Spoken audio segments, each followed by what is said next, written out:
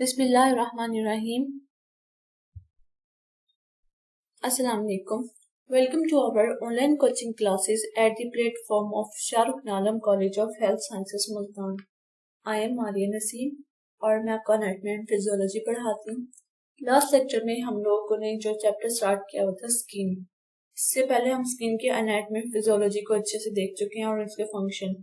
अब हम लोगों ने जो लास्ट लेक्चर में स्टार्ट किया था वो थी स्किन रिलेटेड डिजीजेस, यानी कि जिल्द की होने वाली बीमारियां। बेसिकली हम फोकस कर रहे थे स्कैबीज को। स्कैबीज के बारे में हम लोगों ने लास्ट लेक्चर में देखा था कि ये होती क्या है। इसके इंट्रो में हम लोगों ने कहा था डिस्कशन में कि स्कैबीज एक जिल्द की बीमारी है जो कि एक पैरासाइट इन्फेस्टेशन है। इन्फेक्शन और इन्फेस्टेशन में डिफरेंस हम लोगों ने ये पढ़ा था कि जो बैक्टीरियाज और वायरसेस काज करते हैं उसको हम इन्फेक्शन कहेंगे, लेकिन जो पैरासाइट्स काज करते हैं उसको इन्फेस्टेशन कहते हैं। बेसिकली स्कैबीज क्या होती है? एक इन्फेस्टेशन है जो कि एक पैरासाइट सार्कोपिटीज स्कैबियाई की वजह से होती है। ये माइट बेसिकली क्या करता है, जो हमारी स्किन होती है इसके अंदर घुस के बोरोस यानी कि बिल बना लेता है, जिसमें रह के फिर ये अपने अंडे देता है, जिसकी वजह से जो स्किन के अंदर है ईचिंग और रैशेस होते हैं और बहुत ज्यादा खारिश होती है।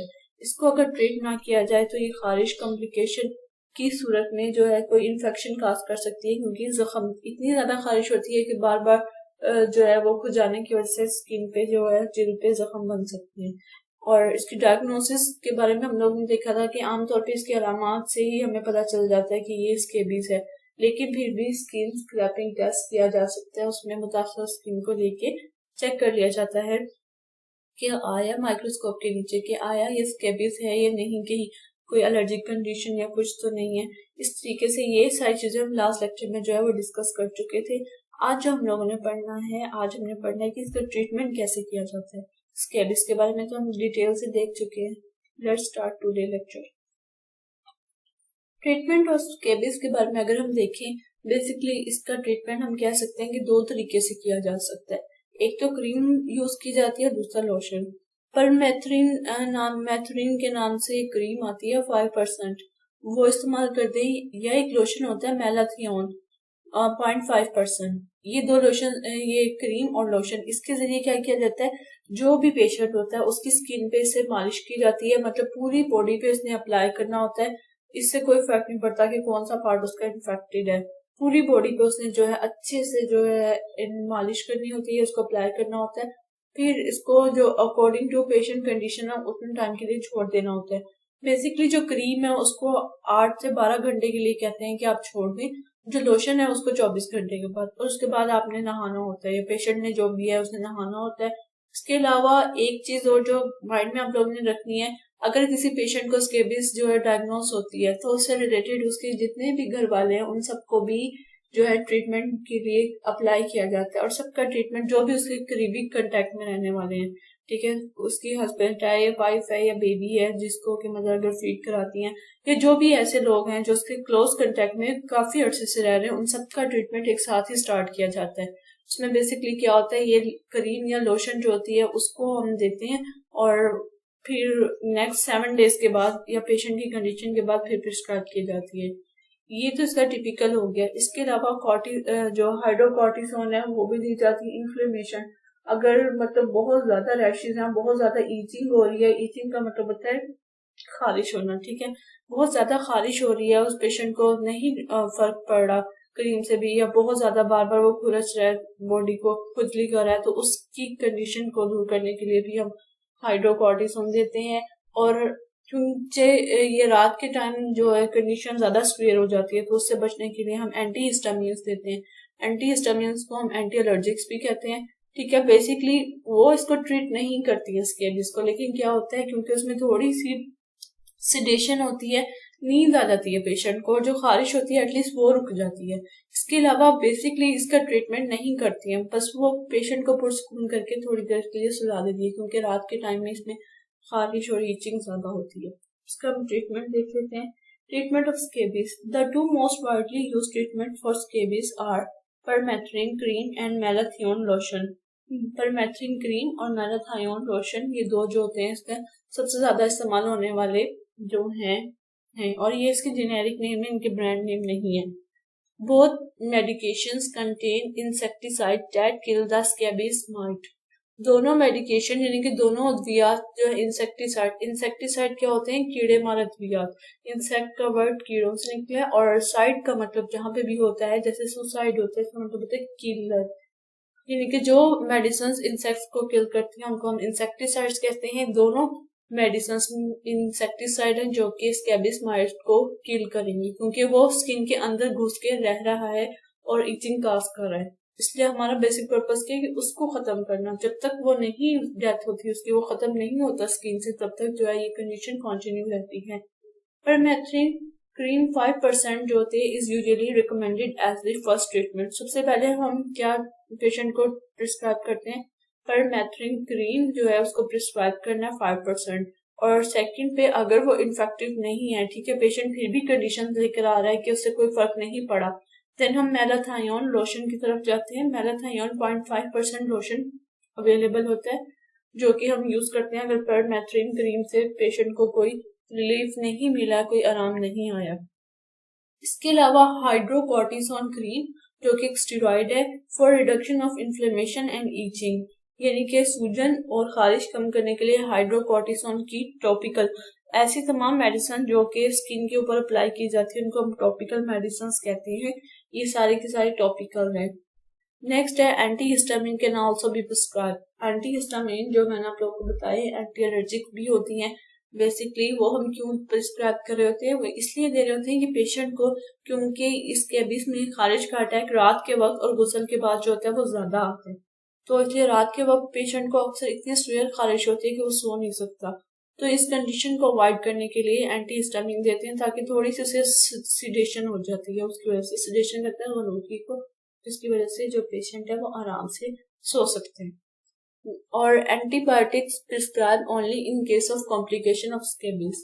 स्केबिस को अगर वक्त पे ट्रीट ना किया जाए या उसका सही ट्रीटमेंट ना किया जाए तो क्या होता है, खारिश कर करके बॉडी पे क्या होता है, क्योंकि माइट्स तो रह रहे होते हैं ऑलरेडी बॉडी में, तो वहां पे सोर बन जाते हैं, यानी कि खुले जख्म बन जाते हैं जिन पे बैक्टीरिया अटैक कर सकते हैं और इन्फेक्शन हो सकती है, पस पड़ सकती है। इसलिए अगर जख्म बन जाते हैं तो उस पस को अवॉइड करने के लिए जो है एंटीबायोटिक्स प्रिस्क्राइब की जाती हैं ताकि पस से या बन के और मजीद जो स्किन की कंडीशन खराब ना हो, हालत खराब ना हो। इसलिए हम एंटीबायोटिक जो है वो प्रिस्क्राइब करते हैं इन case of swear complication of scabies. Home remedies भी की जाती हैं। होम रेमेडीज आप लोगों को बताया था क्लास में कि घरेलू टोटके जिनको हम कहते हैं, कहा जाता है कि नीम के टी ट्री ऑयल एक यूज होता है, ऑयल यूज होता है, थोड़ा एक्सपेंसिव होता है लेकिन ये इस्तेमाल करने से भी काफी हद तक स्केबीज के बारे में कहा जाता है कि कम हो जाती है। नीम के पत्तों को पानी में उबाल के कहा जाता है कि उसका गुसल करने से भी कम हो जाती हैं। These are the home remedies, ठीक है, ये सारी की सारी होम रेमेडीज हैं जो कि कुछ हद तक इफेक्टिव भी हो सकती हैं क्योंकि ऑफ कोर्स नेचुरल है, लेकिन मेडिकेशन जो होती है वो ज्यादा है। और कोई भी होम रेमेडीज हैं ये एहतियात से इस्तेमाल करनी चाहिए। बाज दफा होम रेमेडीज भी जो होती है वो पेशेंट की कंडीशन को स्वेयर कर देती है, ठीक है, लेकिन नीम हो गया, टी ट्री ऑयल हो गए, ये मेडिसिनल यूजेस भी हैं इनके, इस लिहाज से ये इफेक्टिव साबित हो सकती हैं क्योंकि ये एंटीसेप्टिक होती हैं। एंटीसेप्टिक तमाम वो मेडिसिन होती हैं, वो एजेंट्स होते हैं जो कि माइक्रो ऑर्गेनिजम्स को किल करते हैं किसी बेजान उसकी सतह से, उसको किसी एंटीसेप्टिक डिसइंफेक्टेंट बेजान से करते हैं और इन्फेक्टेंट डिसइंफेक्टेंट करते हैं हमारी बॉडी की स्किन को। ये सब के सब स्केबिस के इलाज के लिए रहनुमा असूल कौन कौन से होते हैं, अगर हम इसको देखें कि अब हम लोगों ने ट्रीटमेंट तो पढ़ लिया कि लोशन है और क्रीम है, इसको अप्लाई कैसे करना है और क्या क्या एहतियाती तदाबीर करनी चाहिए। सबसे पहले तो ये बात आप लोगों को माइंड में होनी चाहिए, और जब आप पेशेंट आए आपके पास, ठीक है, उसकी डायग्नोसिस हो गई है, उसके बाद आप लोगों ने उसकी काउंसलिंग करनी है। जब उसको मेडिसिन प्रिस्क्राइब कर दी गई है तो उसके बाद उसकी आती है कि आप लोगों ने उसकी काउंसलिंग करनी है, उसको बताना है कि आपने ये मेडिकेशन कैसे इस्तेमाल करनी है। तो उसमें सबसे पहले तो ये चीज है कि जितने भी पेशेंट के क्लोज कांटेक्ट वाले लोग हैं उनको भी इलाज साथ पे स्टार्ट किया जाता है क्योंकि स्केबिस ये एक से दूसरे में फैल सकती है, ठीक है, तो इसलिए इसका इलाज साथ साथ दूसरे लोगों को भी कराना है। और इसके अलावा उस पेशेंट को जो आप लोगों ने देना है उसको आपने बताना है कि उसने अपनी क्रीम कैसे अप्लाई करनी है, लोशन कैसे अप्लाई करना है पूरी बॉडी पे, कहाँ कहाँ पे उसने अप्लाई करना है, किस तरीके से अप्लाई करना है। और दूसरी बात ये कि जो कपड़े उसने पहने हुए हैं या जो भी उसकी बेड शीट्स हैं, टॉवल्स हैं या जो भी रिलेटेड क्लोथ्स हैं, उन सबको, पिलोज हो गए, यानी कि तकिए के जो कवर वगैरह होते हैं, ठीक है, उन सब चीजों को एक दफा उबले हुए पानी में डाल के उसने अच्छी तरह से वॉश करवाना है। और उसके बाद जो है, और जो उसके खास तौर पे उसके पेशेंट के अपने कपड़े होते हैं उसको भी। और इसके बाद जो होता है फिर एक 7 दिन बाद दोबारा से ये सब कुछ किया जाता है। छोटे बच्चों को भी इस तरीके से, क्योंकि किसी भी एज में हो सकती है, बच्चों को भी ऐसे ही करना है। और ये है कि आप बच्चों को स्कूल भी भेज सकते हैं जब आप एक दफा कर सकते हैं। ऐसे नहीं है कि जैसे मीजल्स में होता है, खसरा की जो बीमारी होती है, उसमें तो आपने 7 दिन के लिए जो होता है वो बिल्कुल इन कंटेक्ट रहना होता है दूसरे लोगों से। लेकिन इसमें जब आप अपनी फर्स्ट डोज दे देते हो तो उसके बाद आप जो है पेशेंट है वो अपने नॉर्मल एक्टिविटीज को परफॉर्म कर सकता है। तो अब देख लेते हैं कि आप लोगों ने इसको लिखना कैसे है। स्केबिस के एहतियाती तदाबीर के नाम से आप लोग इसको हेडिंग देंगे। इसमें क्या करना होता है, जो भी क्रीम या लोशन होता है उसको जिल्द के ऊपर, सारी जिल्द पे लगाने की जरूरत होती है, बशमूल कमर, पाँव और तलवे जो होते हैं, उंगलियों के दरमियान, नाखूनों के नीचे, सर, गर्दन, चेहरा, कान और तौलीदी अज़ा जो सेक्सुअल पार्ट्स होते हैं, खासतौर पे फीमेल्स में इन जगहों पे ज्यादा तवज्जो की जरूरत होती है जहाँ मार्ट के बिल ज्यादा पाए जाते हैं। कलाइयों और कोहनियों के सामने के हिस्से में भी ये पाए जाते हैं। एक बालिग शख्स के सारे जिस्म पे मालिश करने के लिए कम से कम 30 ग्राम क्रीम या 100 ml लोशन दरकार होता है। तो ये तो जब डॉक्टर के पास जाता है पेशेंट तो उसके अकॉर्डिंग जो है, और क्रीम्स भी इतनी अमाउंट में आती हैं कि आपको कितनी लगानी है और कैसे कैसे लगानी है। तजवीज करदा पूरे वक्त के लिए क्रीम या लोशन लगाना चाहिए। ये वक्त मुख्तलिफ हो सकता है जो कि पेशेंट की कंडीशन के मुताबिक होगा। मिसाल के तौर पर मेथिलीन क्रीम जो होती है वो 8 से 12 घंटे के लिए लगी रहनी चाहिए। उसके बाद जो है आप उसको वॉश कर सकते हो, नहा सकते हो। जबकि मेलाथियोन लोशन जो होता है उसको 24 घंटे के लिए लगा रहना चाहिए। कुछ पेशेंट ऐसे होते हैं जिनमें हम 3 दिन के लिए भी रिकमेंड करते हैं कि 3 दिन के बाद जो है आपने नहाना है। पहली मालिश का इलाज मुकम्मल होने तक बच्चों को स्कूल ना भेजा जाए। अगर हमें हाथ या जिस्म का कोई हिस्सा इलाज के दौरान धोना पड़ जाए तो धोई हुई जगह पे क्रीम या लोशन दोबारा लगाएं। बच्चों को दूध पिलाने से पहले माएं अपने पार्ट्स अच्छी तरह धो लें और दूध पिलाने के बाद दोबारा से क्रीम या लोशन लगा लेना चाहिए। बच्चों के हाथों पर दस्ताने चढ़ा देने चाहिए ताकि वो हाथों से क्रीम या लोशन ना चाट सके। पहली मालिश के बाद इस्तेमाल शुदा कपड़ों, तौलियों, बिस्तर की चादरों को उबलते हुए पानी में मशीन से धोएं, इससे माइट्स हलाक हो जाते हैं।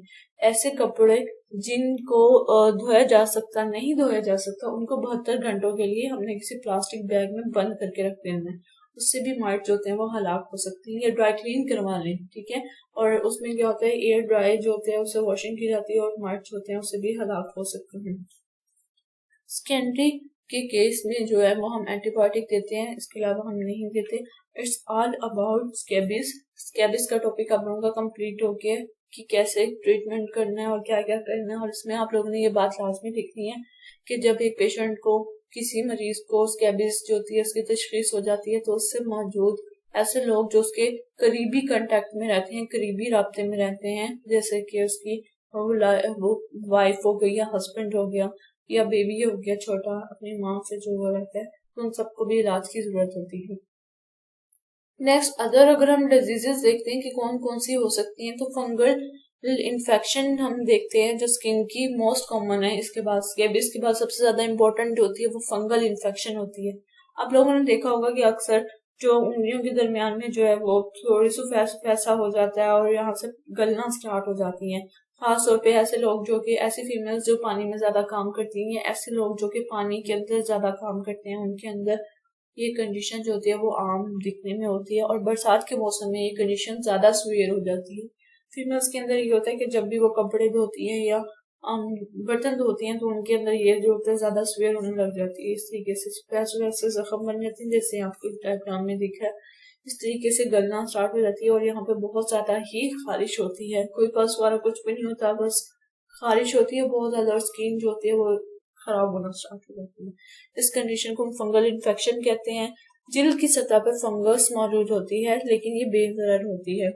फंगस जब जिस्म के अंदर घुस जाती है तो उसको फंगल इन्फेक्शन कहते हैं। आमतौर पर जिस्म की सतह पर होती है और ज्यादातर बालों और नाखूनों को मुतासिर करती है। एथलीट फुट, इस बीमारी को अगर पाँव के दरमियान में हो जाए तो इसको एथलीट फुट भी कहते हैं या रिंगवर्म भी कहते हैं।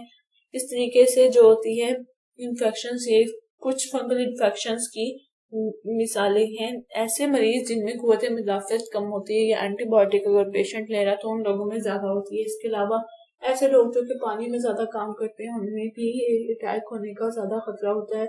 इससे बचाव के लिए क्या किया जाता है कि अगर पेशेंट को फंगल इन्फेक्शन हो जाती है तो एंटी फंगल मेडिसिन दी जाती हैं, क्रीम्स की शक्ल में क्रीम्स लगाने के लिए दी जाती हैं और जो कि आप लोगों ने 2 या 3 टाइम अप्लाई करनी होती है। और इसे बचने के लिए कि आप लोगों को इन्फेक्शन ना हो, फंगल इन्फेक्शन से बचने के लिए जरूरी है कि ऐसे पेशेंट जो कि सेंसिटिव होते हैं, जिनको होने का खतरा होता है, उनको चाहिए कि जब भी उन्होंने कोई वाटर से रिलेटेड काम करना होता है, पानी से रिलेटेड काम करना है, तो जो है अपने आप की स्किन को अच्छे से मॉइस्चराइज कर लें। इससे क्या होता है कि कोई भी चीज पानी पे ठहरेगी नहीं, स्किन पे आपकी ठहरेगी नहीं, क्योंकि आपकी स्किन जो होती है वो स्लिपरी हो जाती है। नेक्स्ट जो इम्पोर्टेंट डिजीज या डिसऑर्डर देखने से आता रिलेटेड से वो है स्किन कैंसर। बहुत कॉमन है स्किन कैंसर। फंगल इन्फेक्शन के बाद शायद सबसे ज्यादा कॉमन स्किन कैंसर ही है और रेट ऑफ डेथ भी से बहुत ज्यादा है। बेसिकली कैंसर होता क्या है? Uncontrolled division of cell. Cancer एक ऐसी कंडीशन होती है जिसमें हमारी बॉडी के सेल्स जो होते हैं, बॉडी के खुलिए खुद ब खुद जितने बनने चाहिए उससे ज्यादा अमाउंट में बनते ही जाते हैं, यानी कि बॉडी का कंट्रोल खत्म हो जाता है। उसमें एक खास मिकदार से ज्यादा बनने लगते हैं। उस कंडीशन को हम कैंसर कहते हैं। जब दिल के खुलियात मामूल से ज्यादा बढ़ने शुरू हो जाएं तो वो कैंसर का बायस बनते हैं। और इस तरह से इसका बेसिक काज क्या होता है स्किन कैंसर का? यूवी रेस, जिसको हम कहते हैं अल्ट्रा वायलेट रेस, यानी कि अल्ट्रा वायलेट शुआएं जो कि सूरज से आती हैं। अगर सूरज को ऐसे लोग हैं जो कि सन में सूरज की रोशनी में ज्यादा काम करते हैं तो इसलिए उन्हें कहते हैं कि उनको सन ब्लॉक्स यूज करने चाहिए ताकि स्किन कैंसर से अवॉइड किया जा सके। इसमें क्या होता है, ब्लिस्टर टाइप बन जाते हैं स्किन पे, यानी कि छाला टाइप बन जाता है, वो आगे आगे बढ़ता है, वो स्फीयर होती रहती है condition due to ultra violet rays. Types के लिहाज से देखें तो कैंसर 2 तरह के होते हैं, मैलिग्नेंट एंड बेनाइन। मैलिग्नेंट वो कैंसर होता है जो कि पूरी बॉडी में फैलता रहता है, कहीं एक जगह पे स्टार्ट हो गया तो आगे उसमें पूरे जिस्म में फैलते जाना है, बाकी जो ऑर्गन्स हैं उनको भी टारगेट करता है। बेनाइन का मतलब होता है इनोसेंट, मासूम, यानी कि वो ट्यूमर जो कि मजीद नहीं फैल सकता उसको हम बोलते हैं बेनाइन। ये जैसे कि कुछ जिस्म में रसोलियां बन जाती हैं कि वो वहीं पे रहती हैं, कुछ नहीं रहती, और कुछ ऐसा होता है कि वो आगे आगे फैलता रहता है, वो मैलिग्नेंट में आते हैं। स्किन कैंसर को से बचने के लिए बेहतर तरीका यही है कि सबसे अल्ट्रा वायलेट रेस से खुद को बचाया जाए ताकि कैंसर होने का खतरा ना हो। और जितनी जल्दी कैंसर के केस में तशखीस हो सकती है, यानी कि डायग्नोस हो सकता है, उतनी ही जल्दी जो है वो सेहतमंद होने का होता है। कि जितना क्योंकि इसमें लेट होता रहे उतना भी जो होता है वो स्टेजेस बढ़ती जाती हैं कैंसर की और ट्रीटमेंट करना मुश्किल होता जाता है। It's all about skin diseases. Specially आप लोगों ने स्कैबिस के बारे में फोकस करना है। कोई क्वेश्चन हो तो आप लोग पूछ सकते हैं। नेक्स्ट हम लोग इंशाल्लाह न्यू चैप्टर स्टार्ट करेंगे। Thanks for listening.